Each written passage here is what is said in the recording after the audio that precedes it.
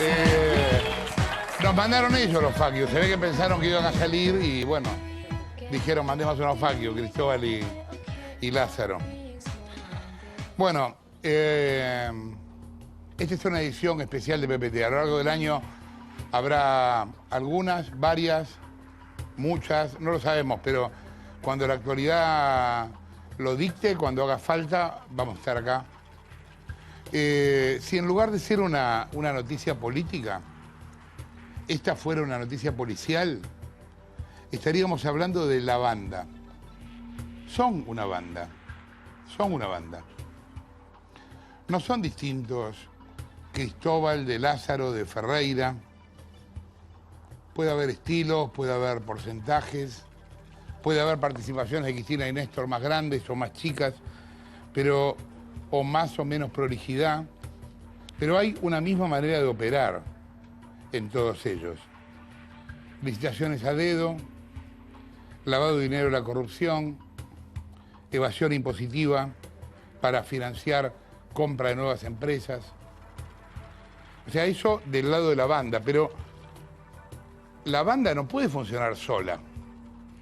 La banda necesita un montón de socios, para llamarlo de algún modo, en otras áreas. Entonces, al lado de la banda está la procuradora Gil Carbó, que todavía está en su puesto. Es la persona, vos capaz no te acordás, porque es tanta la información. Gil Carbó es la persona que le ordenó a Gonella, el fiscal, cuando empieza la causa esta, que sacara a Lázaro del expediente. O sea, que el hilo se cortara en lo más delgado y que Lázaro no apareciera. Es más, Gonella fue demandado por esto. También sabés qué hacía falta para ayudar a la banda, un tipo que se llama José Esbatella. Esbatella era el titular de la UIF. La UIF es la Unidad de Información Financiera. Si vos vas a un banco ahora con un bolso, con un palo verde, si no te conocen, te van a preguntar, y aun cuando te conozcan, te van a preguntar de dónde lo sacaste.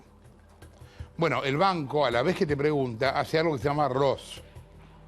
ROS es la sigla de Reporte de Operación Sospechosa. Y manda eso a la UIF. En este caso, en la UIF estaba Esbatella. ¿Sabés la cantidad de reportes de operación sospechosa que cajoneó? Pero decenas. Muchos eran de Lázaro, otros eran de Cristóbal. Y después hace falta un juez que se haga el boludo, que haga todo lo posible por retrasar la causa, para que prescriba, para no juzgarla, para declararlos inocentes, o lo que sea. Un juez, en principio, lento. Ahí lo tenés a Tortuga Casanelo, el juez de la causa, que boicoteó durante 2 años y pico su propia investigación, que hizo todo lo posible para que nada de esto se supiera y para que todo quedara en el olvido. O sea, no alcanzaba la banda sola. La banda sola hubiera sido agarrada enseguida. Hacía falta la UIF, la Procuración, el juez, la AFIP o la DGI, la AFIP. También, ¿sabés qué hacía falta? Algunos periodistas ingenuos o comprables, míralo como quieras, que dijeran que todo esto era mentira, porque así sembraban la duda, ¿me entendés? Esto es una operación de Mañeto, de la Nata, de quien sea. Son todos inocentes, no veo el problema. ¿No? Como dijo Aníbal Fernández el otro día, ¿qué hay de malo en contar plata? Bueno, pero de eso hacía falta mucho en el aparato de propaganda del gobierno. Alguien que dijera que era todo mentira. ¿Te acordás de todo lo que lo dijeron? Mira, ahí hay un resumen. La Nata Fariña. Fariña la Nata. ¿Cuál de los dos te parece más chantún y cuál más corrupto? Esto fue armado, muchachos. Esto fue armado. Las que dijo en la casi cámara oculta que dio con el periodista Jorge Lanata. Incoherencias antes, durante y después. Esto que hace la Nata es una opereta, es una operación. Que hay que tener cuidado con las cámaras ocultas. ¿Por qué? Porque alguien puede actuar en una cámara oculta. La Nata tiene data. Acá lo que encontramos es la construcción de una noticia a partir de ninguna fuente confiable.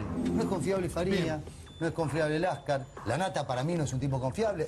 De un caso basado en una supuesta cámara oculta de hace más de un año, jamás llevada ante la justicia, otro dudoso testimonio y ni una sola prueba. Se habla en cadena nacional 24 horas. Fariña va a lavar su imagen y le ofrece armar todo lo que él quiera, pero luego quiere cagar a Molinari. Y lo que le dice, nosotros no queremos cagar. Le dice la Nata de quien estaba con él, no queremos cagar, nosotros queremos a Lázaro Báez. Algo raro debe estar pasando. No daría la sensación de que es una cámara oculta formal, digamos. Lo único que estaba oculto era la cámara. Ahora los maquilladores, el director, las luces estaban a la vista.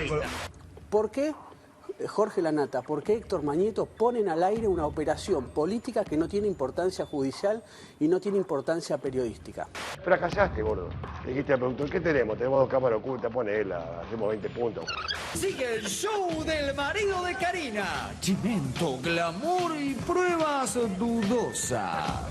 Hablando casi cinematográficamente, la verdad que ya hablar en términos serios de la causa, de la investigación, para mí se me hace imposible. O se inventó, o se malgastó, se tergiversó, o se agrandó, o se operó. Mirá estos papeles, la certificación de la consolidación de una de esas empresas falsas en Panamá. La empresa se llama Tigan.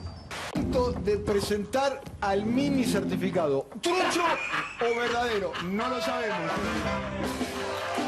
Es más real que el que mostró la Nata para mí. Bueno, Es que la Nata disfrazó todo esto como una grave denuncia de lavado de dinero para no hacer nada. Pero también la Nata encontró la forma de llegar a la gente y tratar de medir más audiencia. Es evidente la intención que esconde este caso farandulesco, que hoy se transmite por cadena nacional las 24 horas, a poco de un nuevo cacerolazo opositor y en pleno camino hacia una justicia legítima. Yo sabía que esto iba a ser importante, pero yo creo que abrimos una puerta que es mucho más importante de lo que nosotros pensábamos. ¿Se sostendrá esta historia del gran ducto que fugaba plata del país en los papeles?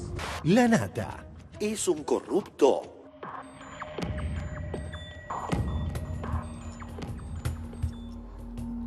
Si a vos te asombra esto, vos te imaginás lo que es para mí verlo, ¿no?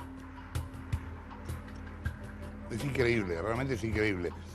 Por supuesto, de muchos de estos yo me había olvidado, ¿no? Pero Toñetti, Mengolini, Rial, Camilo García, Brienza, Viale, Graña, Ventura, diciendo ni una sola prueba.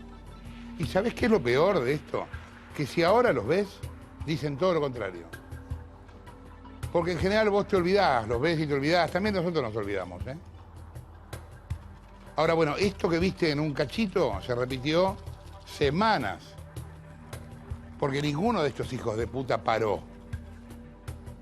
Muchos lo hicieron por plata, otros lo habrán hecho por convicción, realmente no lo sé. Ponele que sí. Algunos por convicción. Bueno, ninguno de estos hasta ahora llamó para pedir disculpas, ¿eh?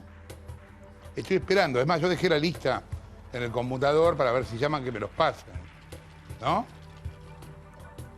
Porque ahora pasa algo terrible. El tiempo nos ayudó. O sea, mientras todos estos no dicen ni pío, para decirlo de alguna manera, el tiempo jugó a nuestro favor. Y todo esto se fue demostrando día tras día. El Ascar ahora dice que dijo la verdad. Hoy a la tarde yo hablé con Fariña y ¿sabés qué? Lo vas a ver ahora. Me pidió disculpas. Fariña finalmente tiene más dignidad que Toñetti, Mengolini, Rial, Camilo García, Brienza, Viale, Graña y Ventura. Mira vos, el bolsero que está preso tiene más dignidad que todos estos que se supone que son periodistas. Pidió disculpas. Bueno, estábamos en que la banda no puede robar sola, que esas toneladas de plata no se roban solas, necesita que el Estado sea su cómplice. Ahora, mientras están allanando C5N y algunas de sus empresas, Cristóbal y de Sousa por poco se llaman perseguidos políticos. Claro, yo no entiendo, es difícil para tipos con tanta guita sentir que en el fondo lo que son es chorros comunes. Cristóbal, de Sousa, Lázaro, Ferreira, son chorros comunes. Tuvieron más suerte que otros pobres tipos que roban una luca o 2 zapatillas. Pero son chorros comunes, no son más que eso. La ruta del dinero acá tiene varios carriles que empiezan y terminan en el mismo lugar. Y ¿sabes qué? Ahora en estos meses, igual que cuando caen las dictaduras, y ojo, no estoy con esto comparando a los K con la dictadura, porque no fueron lo mismo. Fueron un gobierno autoritario, pero no fueron una dictadura. Cuando terminan las dictaduras, de golpe, viste, empieza a salir la información de todos lados. Es como que la sangre rebasa la alfombra y entra a salir. Pasó cuando vino la democracia en el 83, cuando 82, 83, a fines de 82, 83, cuando lo que se llamó el show de los CNN, que empezaban a aparecer denuncias. A mí me tocó cubrir eso en aquellos años en Radio Belgrano o en El Porteño. Bueno, empieza a salir información de todos lados. Y entonces empezás a entender más algunos hechos que parecían extemporáneos cuando pasaron. ¿Por qué pasa esto? Porque claro, contábamos con menos información. Y ahora se entienden más algunas muertes, por ejemplo. Se entiende más el tema del narcotráfico como parte de los negocios.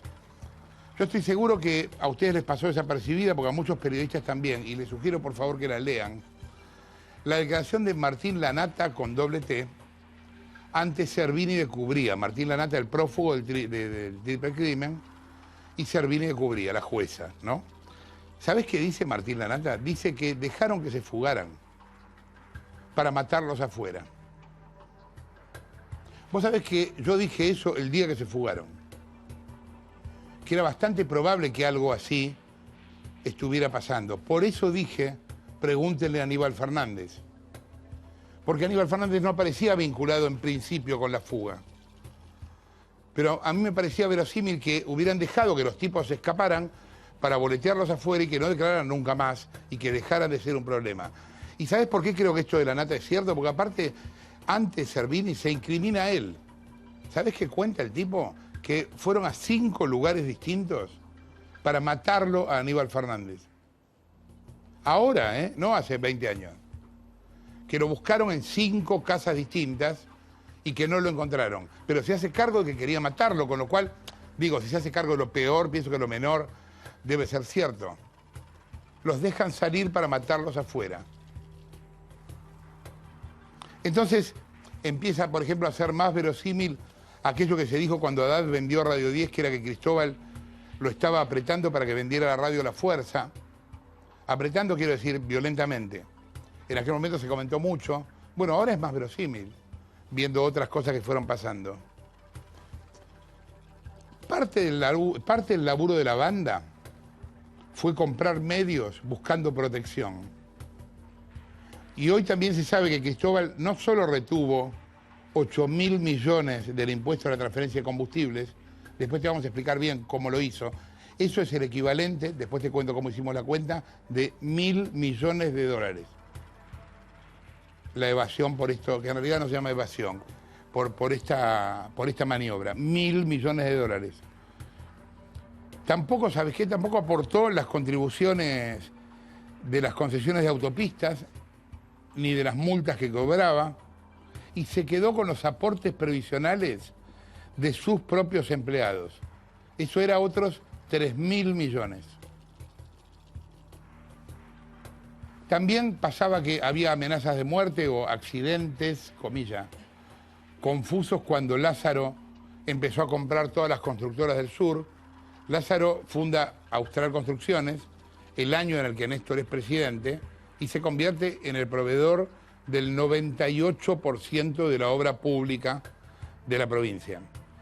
Para hacer eso, no solo lo hizo con Austral, compró a toda su competencia. Entonces se presentaba él solo a una misma licitación como 3 empresas distintas, que en el fondo eran él. Bueno, en ese recorrido hubo un par de muertes raras, hubo un par de accidentes que nunca se aclararon. Néstor empezó el gobierno en el 2003 convencido de una cosa, que es que él decía, tengo que hacer plata para hacer política, necesito hacer plata para hacer política. ¿Y sabés qué pasa? Que en el bolsillo, la guita que vos robás para la política o que robás para vos, no se mezcla, no se separa. Es difícil saber cuál es cuál, ¿no? Y entonces parte de la plata puede ir a comprar hoteles, por ejemplo, como hizo Néstor. Bueno, todo depende de los intereses que la banda tenga. Y la banda también tiene distintos niveles sociales, porque no son los tres iguales. Cristóbal siempre se preocupó en aclarar que él no era el palo blanco, él usa esa metáfora, palo blanco, para decir el testaferro de Néstor, porque Cristóbal dice, yo era empresario antes. Su papá tenía una pequeña empresa en Comodoro y él después se hizo cargo de la recolección de basura de la ciudad. Obviamente nunca tuvo los 18.000 empleados que ahora tiene. Pero bueno, él no se siente testaferro, dice, ¿no? Él dice, yo no soy lo mismo que Lázaro, no quiere que lo comparen con Lázaro. Claro, Lázaro era cajero del Banco Nación. Imagínense todos los cajeros que pueden estar escuchando ahora de un banco que en 2 años juntan 1.000, 2.000 millones. Ahora, ¿qué los separa? ¿Son tan distintos? No, en el fondo son más o menos lo mismo. ¿Cómo serán los porcentajes? Eso es lo que no se sabe. Hay quienes dicen que en el grupo de Lázaro el porcentaje de Néstor y Cristina es mayor, en el de Cristóbal es menos. Ferreira, el de electroingeniería, del que se habla menos, pero que es parte de la misma banda, es un ex preso político. En realidad fue preso en el 75, o sea, habría que aclararnos. Yo creo que la gente de la guerrilla que fue presa durante gobiernos democráticos, habría que decirlo, porque si no, está el verso de siempre de combatíamos la dictadura. No, Ferreira combatió el gobierno de Isabel Perón, que habrá sido una mierda, pero que era democrático. O sea, acá era militante del ERP y cayó combatiendo un gobierno democrático. Estuvo preso, salió y ahora es dueño de una de las proveedoras de obras públicas más grandes de la Argentina. Él también debe sentirse distinto a los otros, debe decir, yo fui preso político, tengo otro estatus, ¿no? ¿Y Gil Carbó o Gonella qué pensarán? ¿Son tan distintos? Capaz ellos piensan, a ver, el cambio político necesita apoyo jurídico. Y entonces podemos torcer un poco acá, sacar un nombre allá, porque lo importante es el cambio político. No es la justicia chiquita, más burocrática. A lo mejor se justifican con eso, ¿no? Podemos ensuciarnos por el proyecto. Capaz se dicen eso. ¿Y Casanelo? ¿Cómo se mirará al espejo Casanelo? Yo ni sé si tiene hijos o no, pero le preguntarán los nenes por... Papá, ¿qué pasa que no hay culpables en esta causa? ¿No? Y el final de todas estas fantasías de cada uno de ellos son las imágenes que vimos esta semana. Al final todo este papo termina en 4 tipos contando guita. Eso termina siendo lo único real de todas las expectativas y de las fantasías de cada uno de ellos. 4 tipos encerrados en un departamento de Puerto Madero contando guita de los demás, porque tampoco es guita propia, ¿no? Es guita nuestra, la que están contando. Entonces la banda, lo que llamábamos la banda, finalmente es eso, es una banda. Vos la podés disfrazar de proyecto, de revolución, de lo que carajo se te ocurra, pero no es más que 4 tipos contando plata en una pieza. La dibujes como la dibujes. Puedes decir el hombre nuevo, el latinoamericanismo, el proyecto, la pelota cuadrada, pero son eso. Son 4 chorros contando plata, 20 chorros llevándosela, 10 llevando los bolsos. Chorros comunes. Es tan viejo como eso. Ponen el fajo en la máquina y lo cuentan. Bueno, ¿sabes qué? Esta noche te vamos a contar detalles de cómo opera esa banda. Y este programa, que en realidad es político, cada día se parece más a un policial. Quédate ahí y empezamos, dale.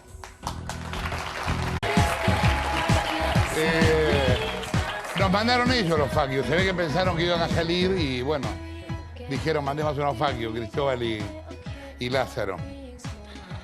Bueno, esta es una edición especial de PPT. A lo largo del año habrá algunas, varias, muchas, no lo sabemos, pero cuando la actualidad lo dicte, cuando haga falta, vamos a estar acá. Si en lugar de ser una noticia política, esta fuera una noticia policial, estaríamos hablando de la banda. Son una banda. Son una banda. No son distintos Cristóbal, de Lázaro, de Ferreira. Puede haber estilos, puede haber porcentajes, puede haber participaciones de Cristina y Néstor más grandes o más chicas, pero, o más o menos prolijidad, pero hay una misma manera de operar en todos ellos. Licitaciones a dedo, lavado de dinero de la corrupción, evasión impositiva para financiar compra de nuevas empresas. O sea, eso del lado de la banda, pero la banda no puede funcionar sola. La banda necesita un montón de socios, para llamarlo de algún modo, en otras áreas. Entonces, al lado de la banda está la procuradora Gil Carbó, que todavía está en su puesto. Es la persona, vos capaz no te acordás, porque es tanta la información. Gil Carbó es la persona que le ordenó a Gonella, el fiscal, cuando empieza la causa esta, que sacara a Lázaro del expediente. O sea, que el hilo se cortara en lo más delgado y que Lázaro no apareciera. Es más, Gonella fue demandado por esto. También sabés que hacía falta para ayudar a la banda un tipo que se llama José Esbatela. Esbatela era el titular de la UIF. La UIF es la Unidad de Información Financiera. Si vos vas a un banco ahora con un bolso, con un palo verde, si no te conocen, te van a preguntar, y aun cuando te conozcan, te van a preguntar de dónde lo sacaste. Bueno, el banco, a la vez que te pregunta, hace algo que se llama ROS.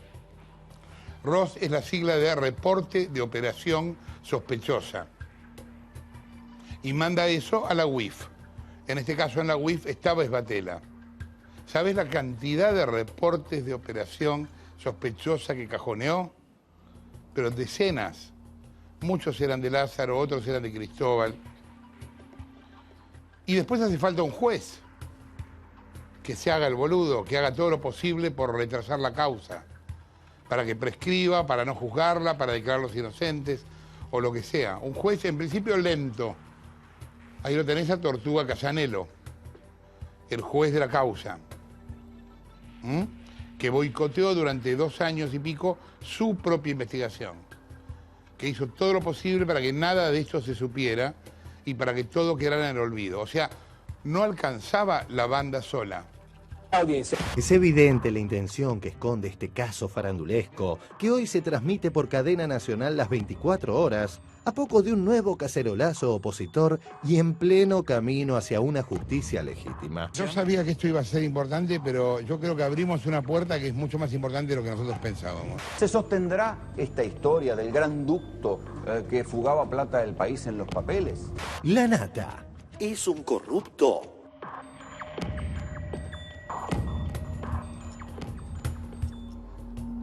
Si a vos te asombra esto, vos te imaginás lo que es para mí verlo, ¿no? Es increíble, realmente es increíble. Por supuesto, de muchos de estos yo me había olvidado, ¿no? Pero Toñetti, Mengolini, Rial, Camilo García, Brienza, Viale, Graña, Ventura, diciendo ni una sola prueba. ¿Y sabés qué es lo peor de esto? Que si ahora los ves, dicen todo lo contrario. Porque en general vos te olvidás, los ves y te olvidás. También nosotros nos olvidamos, ¿eh? Ahora, bueno, esto que viste en un cachito se repitió semanas. Porque ninguno de estos hijos de puta paró. Muchos lo hicieron por plata, otros lo habrán hecho por convicción, realmente no lo sé. Ponele que sí. Algunos por convicción. Bueno, ninguno de estos hasta ahora llamó para pedir disculpas, ¿eh? Estoy esperando. Es más, yo dejé la lista en el computador para ver si llaman que me los pasen, ¿no? Porque ahora pasa algo terrible. El tiempo nos ayudó. O sea, mientras todos estos no dicen ni pío, para decirlo de alguna manera, el tiempo jugó a nuestro favor. Y todo esto se fue demostrando día tras día. El Láscar ahora dice que dijo la verdad. Hoy a la tarde yo hablé con Fariña y ¿sabés qué? Lo vas a ver ahora. Me pidió disculpas. Fariña finalmente tiene más dignidad que Toñetti, Mengolini, Rial, Camilo García, Brienza, Viale, Graña y Ventura. Mira vos, el bolsero que está preso tiene más dignidad que todos estos que se supone que son periodistas. Pidió disculpas. Bueno, estábamos en que la banda no puede robar sola, que esas toneladas de plata no se roban solas, necesita que el Estado sea su cómplice. Ahora, mientras están allanando C5N y algunas de sus empresas, Cristóbal y de Sousa por poco se llaman perseguidos políticos. Claro, yo no entiendo, es difícil para tipos con tanta guita sentir que en el fondo lo que son es chorros comunes. Cristóbal, de Sousa, Lázaro, Ferreira, son chorros comunes. Tuvieron más suerte que otros pobres tipos que roban una luca o 2 zapatillas. Pero son chorros comunes, no son más que eso. La ruta del dinero acá tiene varios carriles que empiezan y terminan en el mismo lugar. Y ¿sabes qué? Ahora en estos meses, igual que cuando caen las dictaduras, y ojo, no estoy con esto comparando a los K con la dictadura, porque no fueron lo mismo. Fueron un gobierno autoritario, pero no fueron una dictadura. Cuando terminan las dictaduras, de golpe, viste, empieza a salir la información de todos lados. Es como que la sangre rebasa la alfombra y entra a salir. Pasó cuando vino la democracia en el 83, cuando 82, 83, a fines de 82, 83, cuando lo que se llamó el show de los CNN, que empezaban a aparecer denuncias. A mí me tocó cubrir eso en aquellos años en Radio Belgrano o en El Porteño. Bueno, empieza a salir información de todos lados. Y entonces empezás a entender más algunos hechos que parecían extemporáneos cuando pasaron. ¿Por qué pasa esto? Porque claro, contábamos con menos información. Y ahora se entienden más algunas muertes, por ejemplo. Se entiende más el tema del narcotráfico como parte de los negocios. Yo estoy seguro que a ustedes les pasó desapercibida, porque a muchos periodistas también, y les sugiero por favor que la lean, la declaración de Martín Lanata con doble T, ante Servini de Cubría. Martín Lanata, el prófugo del triple crimen, y Servini de Cubría, la jueza, ¿no? ¿Sabés qué dice Martín Lanata? Dice que dejaron que se fugaran para matarlos afuera. Vos sabés que yo dije eso el día que se fugaron, que era bastante probable que algo así estuviera pasando. Por eso dije, pregúntenle a Aníbal Fernández. Porque Aníbal Fernández no aparecía vinculado en principio con la fuga. Pero a mí me parecía verosímil que hubieran dejado que los tipos se escaparan para boletearlos afuera y que no declararan nunca más y que dejaran de ser un problema. ¿Y sabes por qué creo que esto de Lanata es cierto? Porque aparte, antes Servini se incrimina a él. ¿Sabes qué cuenta el tipo? Que fueron a 5 lugares distintos para matarlo a Aníbal Fernández. Ahora, no hace 20 años. Que lo buscaron en 5 casas distintas y que no lo encontraron. Pero se hace cargo de que quería matarlo, con lo cual, digo, si se hace cargo de lo peor, pienso que lo menor debe ser cierto. Los dejan salir para matarlos afuera. Entonces, empieza, por ejemplo, a ser más verosímil aquello que se dijo cuando Haddad vendió Radio 10, que era que Cristóbal lo estaba apretando para que vendiera la radio La Fuerza. Apretando, quiero decir, violentamente. En aquel momento se comentó mucho. Bueno, ahora es más verosímil, viendo otras cosas que fueron pasando. Parte del laburo de la banda fue comprar medios buscando protección. Y hoy también se sabe que Cristóbal no solo retuvo 8.000 millones del impuesto a la transferencia de combustibles, después te vamos a explicar bien cómo lo hizo. Eso es el equivalente, después te cuento cómo hicimos la cuenta, de 1.000 millones de dólares. La evasión por esto, que en realidad no se llama evasión, por esta maniobra. 1.000 millones de dólares. Tampoco, ¿sabes qué? Tampoco aportó las contribuciones de la banda sola, hubiera sido agarrada enseguida. Hacía falta la UIF, la Procuración, el juez, la AFIP, o la DGI, la AFIP. También, ¿sabés qué hacía falta? Algunos periodistas ingenuos o comprables, míralo como quieras, que dijeran que todo esto era mentira, porque así sembraban la duda, ¿me entendés? Esto es una operación de Mañeto, de Lanata, de quien sea. Son todos inocentes, no veo el problema. ¿No? Como dijo Aníbal Fernández el otro día, ¿qué hay de malo en contar plata? Bueno, pero de eso hacía falta mucho en el aparato de propaganda del gobierno. Alguien que dijera que era todo mentira. ¿Te acordás de todo lo que lo dijeron? Mira, ahí hay un resumen. La Nata Fariña. Fariña la nata. ¿Cuál de los dos te parece más chantún y cuál más corrupto? Esto fue armado, muchachos. Esto fue armado. Las que dijo en la casi cámara oculta que dio con el periodista Jorge Lanata. Incoherencias antes, durante y después. Esto que hace la nata es una opereta, es una operación. Que hay que tener cuidado con las cámaras ocultas. ¿Por qué? Porque alguien puede actuar en una cámara oculta. La Nata tiene data. Acá lo que encontramos es la construcción de una noticia a partir de ninguna fuente confiable. No es confiable Fariña, no es confiable Láscar. La Nata para mí no es un tipo confiable. De un caso basado en una supuesta cámara oculta de hace más de un año, jamás llevada ante la justicia, otro dudoso testimonio y ni una sola prueba. Se habla en cadena nacional 24 horas. Fariña va a lavar su imagen y le ofrece armar todo lo que él quiera, pero lo único que quiere es cagar a Molinari. Y lo que le dice, nosotros no queremos cagar. Le dice la Nata de quien estaba con él, no queremos cagar, nosotros queremos a Lázaro Báez. Algo raro debe estar pasando. No daría la sensación de que es una cámara oculta formal, digamos. Lo único que estaba oculto era la cámara. Ahora los maquilladores, el director, las luces estaban a la vista. ¿Por qué Jorge Lanata, por qué Héctor Mañeto ponen al aire una operación política que no tiene importancia judicial y no tiene importancia periodística? Fracasaste, gordo. Le dijiste al productor, ¿qué tenemos? Tenemos 2 cámaras ocultas, ponela, hacemos 20 puntos. Sigue el show del marido de Karina. Chimento, glamour y pruebas dudosas. Hablando casi cinematográficamente, la verdad que ya hablar en términos serios de la causa, de la investigación, para mí se me hace imposible. O se inventó, o se malgastó, o se tergiversó, o se agrandó, o se operó. Mirá estos papeles, la certificación de la consolidación de una de esas empresas falsas en Panamá. La empresa se llama Tigan. De presentar al mini certificado. ¿Trucho o verdadero? No lo sabemos.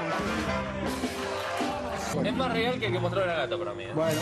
Es que la Nata disfrazó todo esto como una grave denuncia de lavado de dinero para nada. Pero también la Nata le encontró la forma de llegar a la gente y tratar de medir más. Las concesiones de autopistas, ni de las multas que cobraba, y se quedó con los aportes previsionales de sus propios empleados.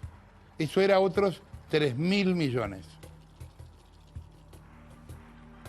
También pasaba que había amenazas de muerte o accidentes, comillas, confusos cuando Lázaro empezó a comprar todas las constructoras del sur. Lázaro funda Austral Construcciones, el año en el que Néstor es presidente, y se convierte en el proveedor del 98% de la obra pública de la provincia. Para hacer eso, no solo lo hizo con Austral, compró a toda su competencia. Entonces se presentaba él solo a una misma licitación como 3 empresas distintas, que en el fondo eran él.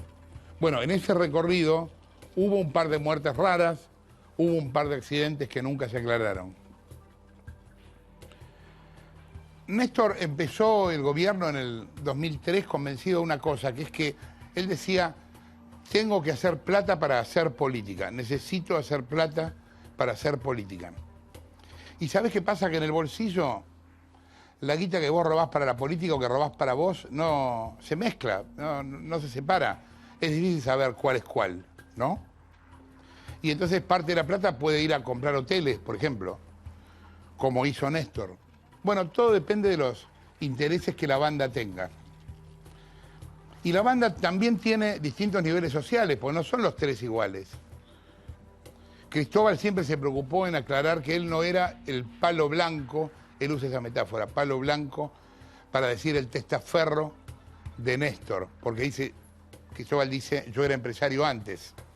Su papá tenía una pequeña empresa en Comodoro y él después se hizo cargo de la recolección de basura de la ciudad. Obviamente nunca tuvo los 18.000 empleados que ahora tiene. Pero bueno, él no se siente testaferro, dice, ¿no?